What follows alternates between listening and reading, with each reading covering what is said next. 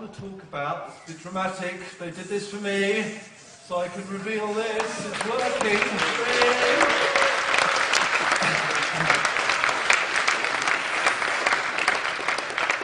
Now, of course we're developing Fable 3. We would be crazy, we'd be insane not to develop Fable 3.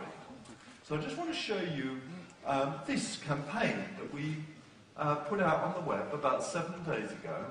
We put a number of iconic figures from history. And in fact, history is a great inspiration. And I want to just show you this little clip from Fable 3. It's a Fable 3 teaser. Let's see what you think. The Kingdom of Albion is changing. The land needs a ruler. King or queen. Cherished leader or ruthless tyrant. Pure or corrupted. That future has not yet been written.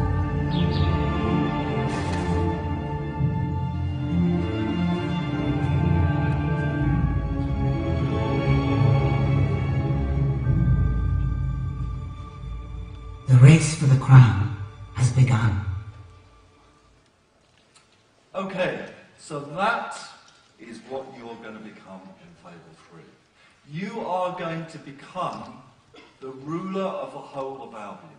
You know, that's the story side. Let me just touch very, very briefly on a couple of new gameplay mechanics. And this new mechanic, I'm going to tell you what it is, but I'm not going to tell you exactly how it's implemented. It's something called judgments. Now here's the thing. Being able to be king, you should be able to say, I judge you. I'm going to judge you. I want you to defend yourself against this judgment. And that's what we've got. This is this totally new game mechanic called judgments.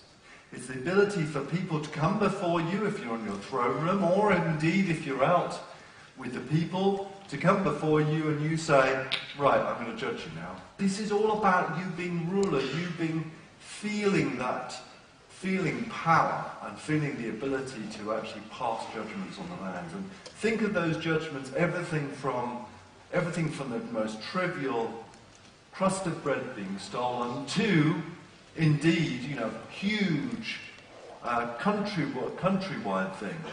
You know, shall we go to war? I'd inspire you and think that way. So judgments are a completely new mechanic.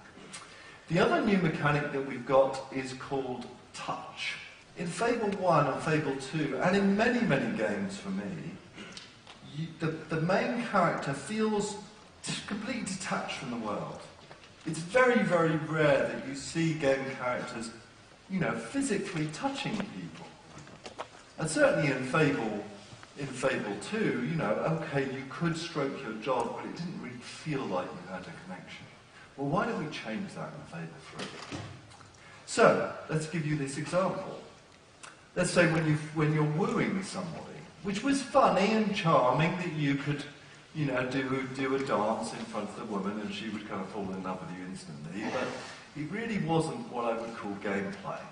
Well, now we've got this new system of touching. So when you first meet someone, sure enough, you can shake their hand, or you can refuse to shake their hand. Later on, you earn the right to turn that shaking hand into a hug. Later on, that hug can turn into an embrace. And later on, you can earn a full passionate snog.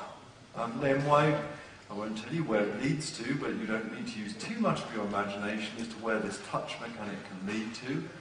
I'm not saying there's cupping, by the way, but you know, there is, you know, that feeling of embracing and touching, which is so important.